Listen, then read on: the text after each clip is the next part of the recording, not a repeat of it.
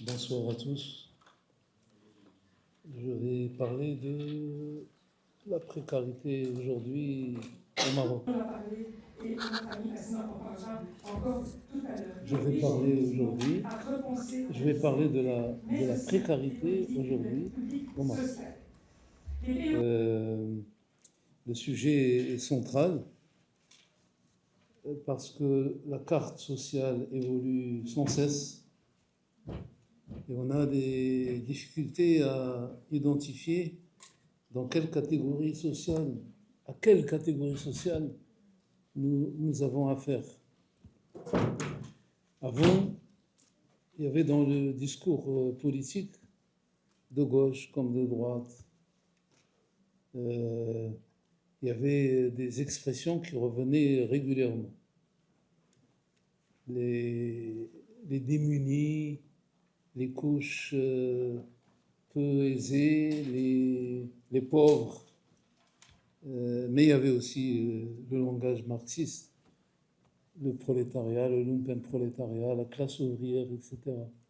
Aujourd'hui, cette carte sociale n'est plus, on ne peut plus en rendre compte dans les mêmes termes. Les textes classiques, le rapport idéologique de l'Union socialiste des forces populaires, les textes de congrès du parti de l'Istiqlal, les écrits de Al-Fassi, de Aziz Bled, etc., renvoient souvent à ces notions-là. Donc, mais aujourd'hui, on a une littérature plus importante encore. Toute la documentation produite à la suite des recensements 2014-2024 par le Haut Commissariat au Plan, toute une littérature. Il suffit d'aller sur le site du Haut Commissariat au Plan pour se rendre compte.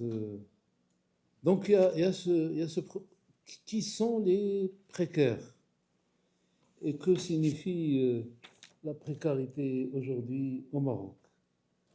De manière très concentrée, je dirais que c'est les gens qui vivent un processus de fragilisation progressive.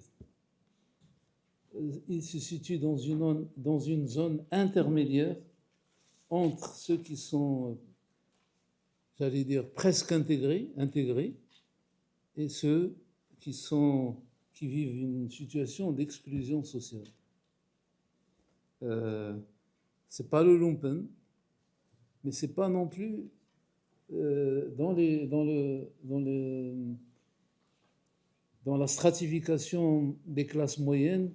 Il y a les classes supérieures des classes moyennes, il y a les classes, c'est ce que nous apprend la sociologie en tout cas, les classes supérieures des classes moyennes, les couches moyennes des classes moyennes et les couches inférieures des classes moyennes, donc qui sont susceptibles, qui vivent une situation de fragilité, qui peuvent tomber dans la case inférieure au point de vue social.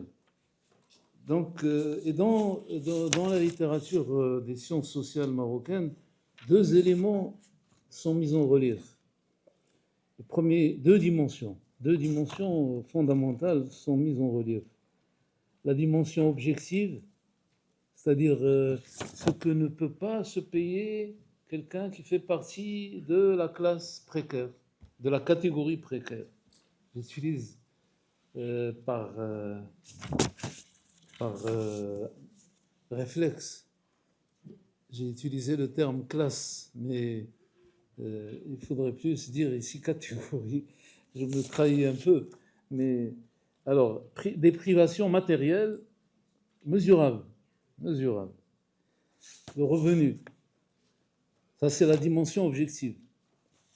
Des privations matérielles mesurables, on ne peut pas se payer tel plaisir durant l'année, on ne peut pas aller en vacances, on ne peut pas voyager, etc. Ça peut se mesurer. On peut, et y a des études qui ont mesuré ces éléments-là. Le revenu, le logement, l'emploi, la santé, l'éducation. Et il y a la dimension subjective, un sentiment d'insécurité, quelqu'un qui fait partie de la couche dite précaire ici, un sentiment d'insécurité, pas de perspective, rupture des liens sociaux. C'est quelqu'un qui est soucieux, qui parle souvent de ces problèmes-là, de ces problèmes, des manques, de ce dont il a besoin. On a beaucoup de statistiques depuis 2024, pardon. On a beaucoup d'éléments statistiques. Je n'ai pas voulu les utiliser tous dans le papier. J'ai simplement pris les gros chiffres parce qu'ils sont les plus significatifs. Par exemple, en les distinguant de ceux qui vivent une situation de pauvreté absolue, les précaires, on recense quelques 4 millions 75 000, 4 millions 60, pardon, 4,75 millions en situation de vulnérabilité économique. Et ce n'est pas le seul visage. La vulnérabilité économique n'est pas le seul visage de la précarité, on le verra. Donc on peut voir aussi ces couches de manière plus précise encore du point de vue du travail, du point de vue du chômage en particulier, les statistiques du chômage. On a les chiffres maintenant de 24 et de 25, les chiffres les plus récents. Par exemple, en milieu urbain, nous avons d'abord hommes-femmes. Les hommes en 2024, 11,6%. En 25, semble-t-il, d'après les chiffres qu'on a, moins de 11%. Ça a peut-être diminué. À vérifier. Bien sûr, les chiffres sont toujours sujets à interrogation. Mais c'est les chiffres dont on dispose. Tout indique que c'est crédible. Tout indique que ça peut être crédible. Il y a des chances que ça soit crédible.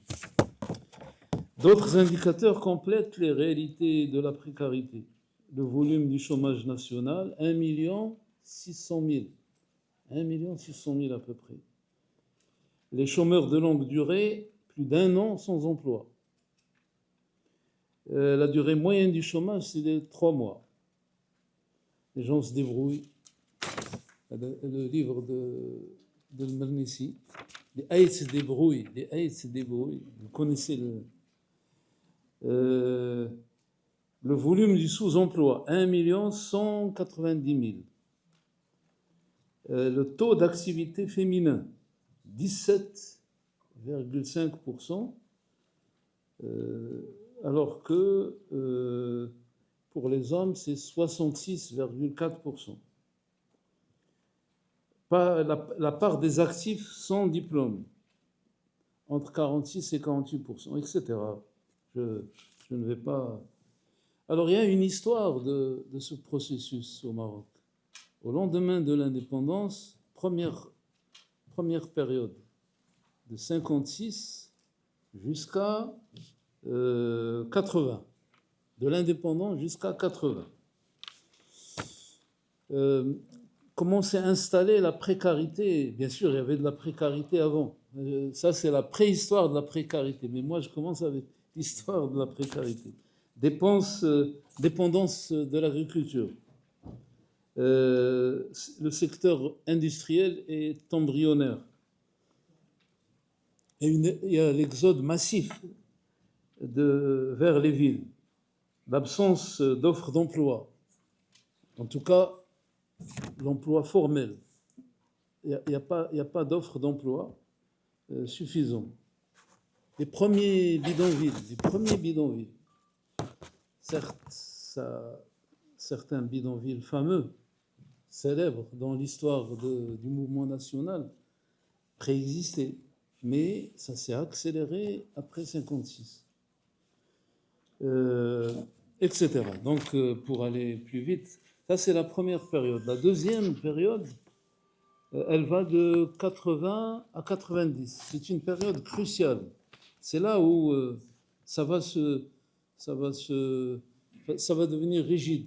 La précarité va s'installer de manière, elle va s'enraciner. Voilà le terme. Contraction des dépenses publiques, libéralisation économique très créative, trop précipitée, des plans de compression dans la fonction publique. Tout cela concourt à installer la vulnérabilité au cœur du système. Et puis, nous allons, donc deuxième période, 80-90. Troisième période, de 90 jusqu'à 2010. De 90 jusqu'à 2010. Ça fait une vingtaine d'années. Là, c'est une période de libéralisation, de mondialisation même, c'est-à-dire une ouverture économique qui amplifie les inégalités territoriales. Elle diminue peut-être la pauvreté monétaire diminue. Ça a changé, d'après les économistes, d'après nos économistes, même les plus critiques. La pauvreté monétaire diminue, la précarité de l'emploi se généralise dans le secteur privé en particulier. Et enfin, à partir de 2010, on a des réformes qui s'attaquent au problème qui tentent de s'attaquer, qui essaient de s'attaquer à ce problème de la précarité. La Constitution de 2011 aménage quelques articles sur les DESC, les droits économiques, sociaux, culturels, en particulier les droits économiques. Il y a une insistance sur cet aspect-là. L'INDH, avec ses différentes phases. Également, les chantiers de la couverture médicale universelle et de la protection sociale. Covid-19, c'est des éléments qui vont être à l'origine d'une problématique nouvelle qui est celle de l'État social. Un projet d'État social semble il y a une esquisse de ce projet dans la formation idéologique marocaine aujourd'hui. Tout le monde en parle. Alors, rapidement, la précarité revêt plusieurs formes, des formes multiples et interdépendantes. Je ne vais pas m'attarder sur chacune d'elles. Je vais les citer rapidement pour rester essayer de rester dans le temps. Je crois la précarité économique et de revenus, la précarité de l'emploi, la précarité du logement. Il y a officiellement, donc dans les documents de la Omran et du ministère de l'Habitat, il y a 114 000 Marocains qui ont déposé des dossiers pour bénéficier du programme d'aide directe au logement. Mais il y a d'autres chiffres plus significatifs sur cette précarité du logement. La précarité de l'éducation. L'éducation, c'est vrai que les données ont changé pour les 6-11 ans. On était à 94 depuis le début du siècle, 94%. Aujourd'hui, on est à 95, presque 96. Les derniers points pour cette tranche d'âge, pour le primaire et le collège. On était à 94, maintenant on est à 95,8, c'est-à-dire presque 96%. Les derniers points sont les plus difficiles, c'est les points les plus inaccessibles, là où il y a le plus de problèmes. Et ça, tous les pays ont connu. Mais le taux d'analphabétisme reste préoccupant, notamment en milieu rural. Et parmi les femmes d'âge moyen, dans le milieu rural, près de 48% des actifs occupés n'ont aucun diplôme. Précarité sanitaire et d'autres précarités spécifiques, comme tout ce qui se rapporte à l'enfance, qui se rapporte aux femmes, aux handicapés et au troisième âge, troisième, quatrième. Là, on parlait du troisième âge, mais apparemment ça se complique là aussi. Il y a plusieurs couches. Et évidemment, il y a une lutte qui est menée, il y a des éléments de cette lutte, il faut le reconnaître. L'INDH, dans sa troisième phase, la couverture médicale, les programmes de soutien scolaire et même social, comme par exemple social, on cite Tessir, on cite le million de cartables. En fait, c'est des millions de cartables. On cite tout ça comme des éléments d'appui, de lutte contre la précarité, mais aussi le social, la précarité sociale, l'aide aux veuves en situation de précarité, le fonds d'entraide familiale, le registre social unifié, la généralisation de la protection sociale, la loi cadre 09-21, etc., d'autres politiques sectorielles, ville sans bidonville, etc. Donc il y a beaucoup de choses. Mais l'État social, qui est devenu une formule magique prononcée par beaucoup d'acteurs, énoncée souvent par beaucoup d'acteurs, l'État social est encore loin de s'installer.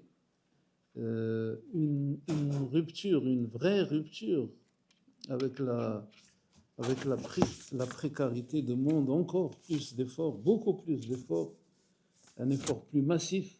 La notion d'État social est beaucoup plus exigeante qu'on a l'air de le penser jusqu'ici. Voilà ce que je peux dire sur la précarité aujourd'hui, et je vous remercie pour votre attention.